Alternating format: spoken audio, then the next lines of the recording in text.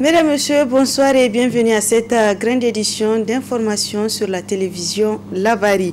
Le ministre de l'Enseignement supérieur PhD Mamoudou Djibo a effectué une visite ce matin à l'office du baccalauréat des équivalences des examens et concours du supérieur. L'objectif étant de s'enquérir de l'état d'avancement des préparatifs du baccalauréat session 2022.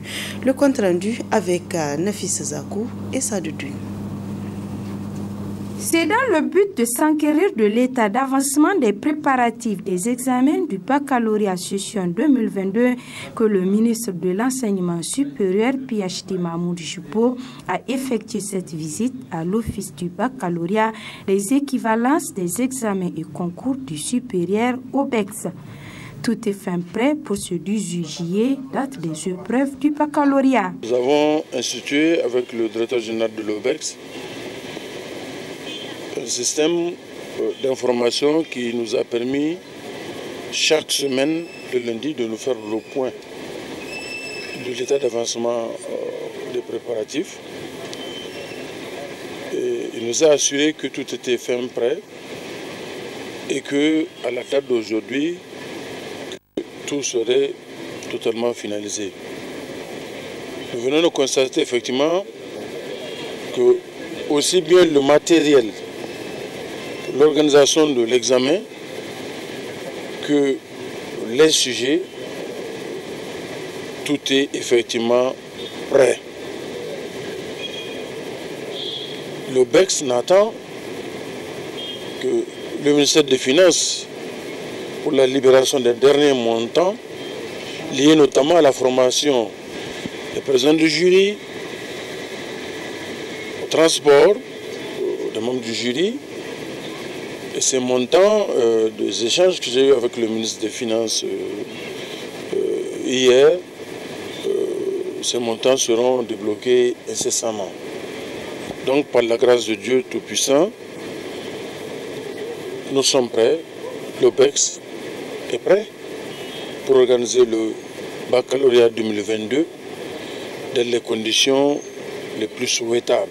Selon le ministre de l'Enseignement supérieur, pour cette session 2022, des mesures idoines sont en train d'être prises pour éviter les fraudes. Cette année, nous avons pris les dispositions à temps, aussi bien au niveau de la police que de la ALSIA, pour que toutes les dispositions soient prises, évidemment, à la plus grande confidentialité, pour nous permettre, de détecter, avant même le début des examens, toute tentative de fraude, de les démasquer et de les vouer à l'échec. J'ai comme l'impression que les gens ne se rendent pas compte de l'acte qu'ils posent, de l'acte criminel qu'ils posent. Au point où finalement, nos jeunes enfants n'ont plus confiance en eux-mêmes. Ils ne croient plus à leur propre valeur parce que chacun croit qu'il faut chercher à tricher d'abord. Vraiment, si cela doit s'imposer, nous allons demander la révision de certains aspects du code pénal pour que les éléments non pris en compte soient purement intégrés. Mais déjà, la législation sur la cybercriminalité prévoit beaucoup de dispositions pour réprimer ce genre d'actes.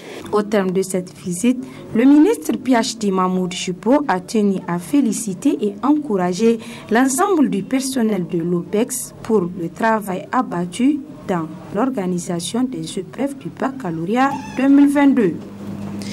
Les dirigeants ouest-africains ont levé le 3 juillet à Accra les sanctions commerciales et financières qui étouffaient depuis janvier le Mali. Une décision diversement appréciée par les citoyens nigériens qui se prononcent en ces termes. Donc je crois que les autorités maliennes doivent faire très attention concernant la levée de ces sanctions-là. Et concernant la deuxième sanction, pour dire que les autorités maliennes ne doivent pas se présenter aux nouvelles élections, moi je vois que ce n'est pas normal. Et je soutiens les autorités maliennes actuelles de la transition d'aller aux élections. Les deux parties souffrent parce que vu la position du Mali, vraiment, on peut dire qu'il est au centre. De la façon dont il s'est retiré, c'est comme s'il bloque même l'activité économique de toute l'Afrique. Le Sénégal, la Côte d'Ivoire, le Burkina. Bon, moi je pense que, bon, sur le fait qu'on dit que les autorités maliennes ne doivent pas se présenter, normalement, à ce que je sache, s'il doit se présenter, il doit se retirer des militaires, donc de poser la tenue. Donc je pense que s'ils sont libres, ils peuvent les laisser. S'ils croient à la démocratie aussi, donc ça veut dire qu'ils peuvent les laisser se présenter. Si la population malienne choisit de le réélire, mais pas en tant que militaire, donc ça veut dire que la démocratie continue. C'est une très bonne chose. D'abord pour les populations maliennes qui vraiment sont depuis quelque temps sous le coup des sanctions. Les sanctions économiques, ils souffrent énormément et donc je crois que c'est un soulagement pour eux. Ils peuvent désormais bénéficier de beaucoup de choses dont ils avaient été privés auparavant. Je crois que d'abord c'est une bonne chose. Je pense vraiment qu'en tant qu'une organisation communautaire, la CEDEAO a bien agi de lever les sanctions contre le Mali et son peuple pour un avancée majeure futur par exemple. Mais s'agissant de l'interdiction à la junte de se présenter, ça aussi c'est une question à revoir. Parce que si c'est ainsi le peuple, voilà, si c'est la décision du peuple et que ça va de leur intérêt, pourquoi ne pas les laisser se présenter?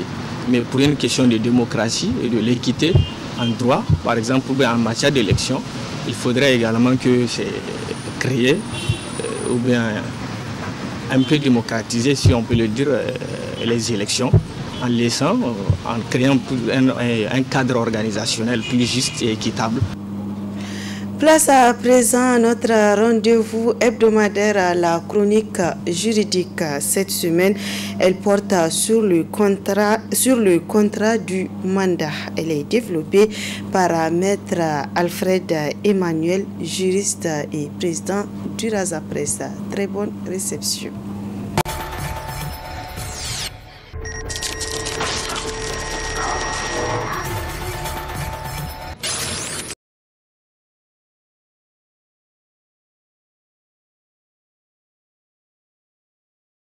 Il faut dire que le mandat est une procédure ou bien c'est une possibilité importante puisqu'elle permet aux individus de pouvoir s'entraider ou bien agir réciproquement en lieu et place les uns des autres. Et c'est une procédure ou bien un mécanisme, disons, qui a été prévu par la loi, notamment le Code civil. Et le mandat revêt un caractère considérable pour l'activité juridique. Et c'est en ce sens que vous pouvez trouver une personne qui donne mandat à une autre afin de la représenter et agir en ses lieux et places. Tel l'exemple du client qui donne mandat à son avocat de le représenter dans certaines procédures. Alors, il faut préciser que le mandat a un certain nombre de caractéristiques qu'on doit connaître. Et en ce sens, le Code civil définit le mandat comme étant cette procédure par laquelle une personne donne mandat à une autre afin d'accomplir en son nom et pour son compte des actes juridiques. Le mandant, c'est cette personne qui donne la possibilité à une personne d'agir en ses lieux et à sa place et en son nom et pour son compte. Et il y a plusieurs opérations par lesquelles une personne peut recourir au mandat, peut donner mandat. Et on voit même lors des élections, tout ça, on voit des gens qui peuvent donner mandat à une autre personne afin de voter à leur place, afin d'agir en leur place, etc., etc. Donc la définition du mandat met l'accent sur la fonction de représentation.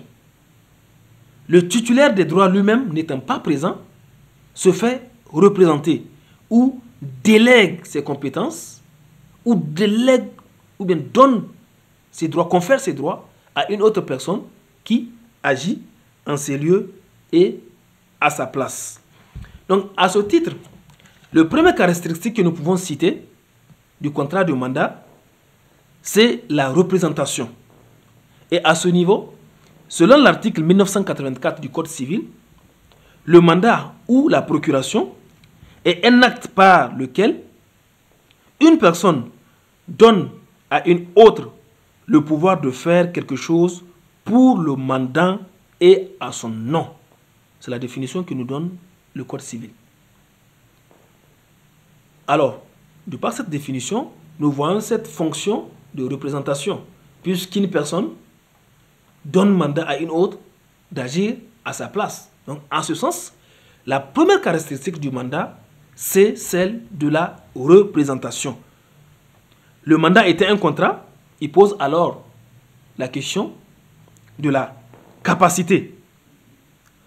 Celui qui donne mandat doit pouvoir être un sujet capable, puisque en droit, pour qu'il y ait convention, vous savez, il y a un certain nombre de conditions qu'il faut réunir, notamment celle de la capacité. Il faudrait que celui qui donne le mandat soit un sujet capable. Ouais. Donc, c'est extrêmement important.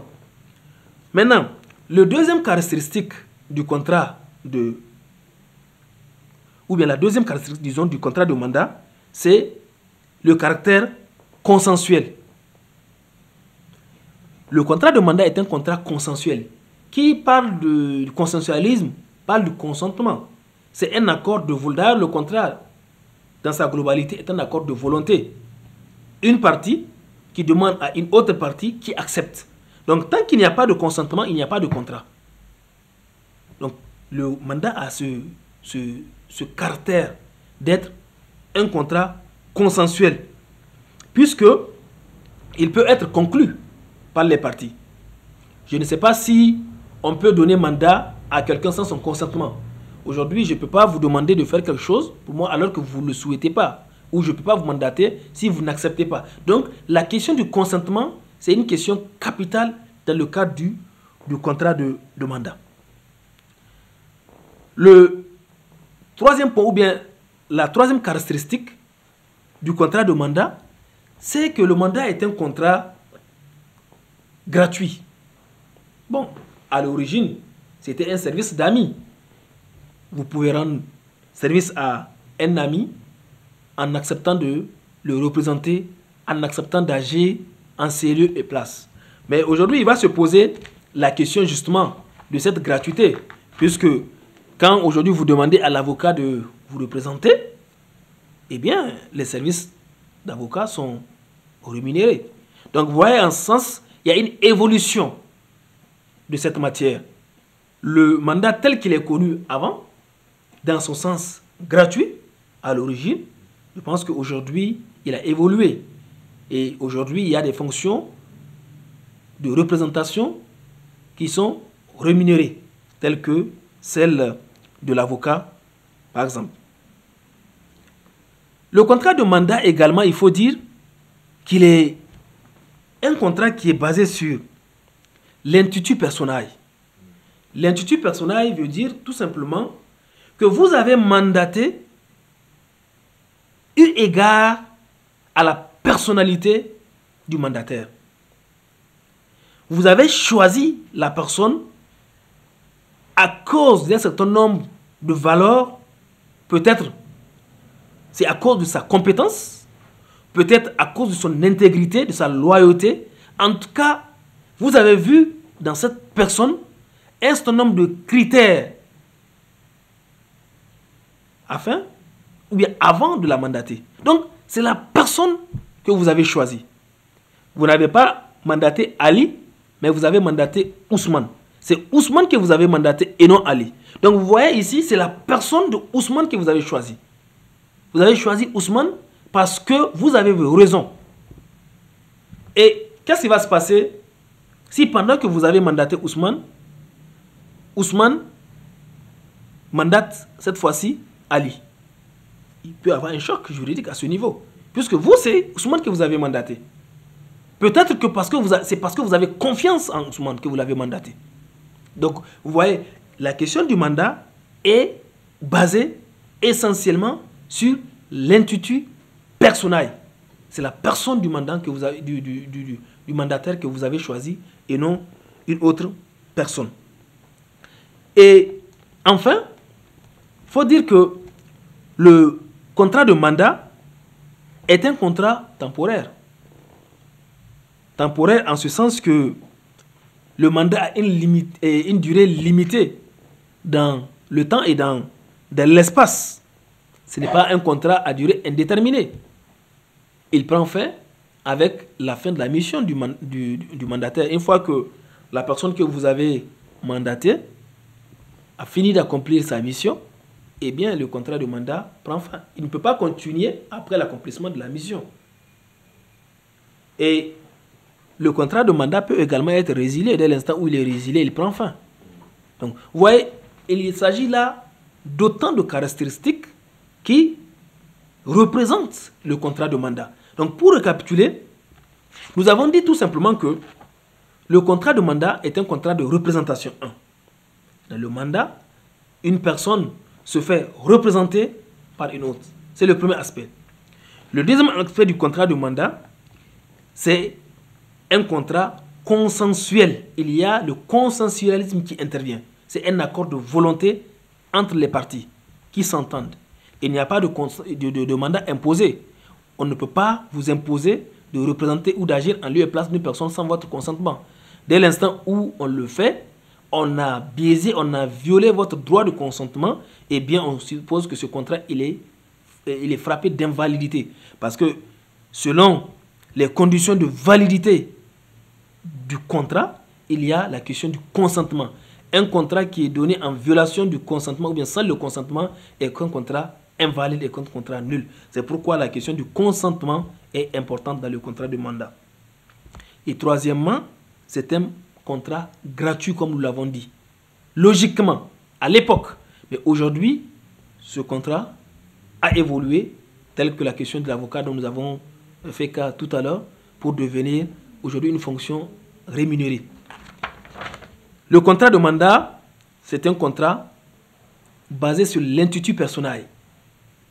C'est le choix de la personne, c'est la qualité de la personne, ce sont les compétences de la personne, peut-être qui vous ont déterminé à choisir cette personne. Et enfin, le contrat de mandat est un contrat temporaire, puisque le mandat prend fin avec la fin de la mission, ou même que le contrat de mandat peut être résilié. Une fois qu'il est résilié, il n'existe plus. C'est-à-dire que le mandat est fini. Donc voilà ce que je peux vous dire sur les caractéristiques du contrat de mandat.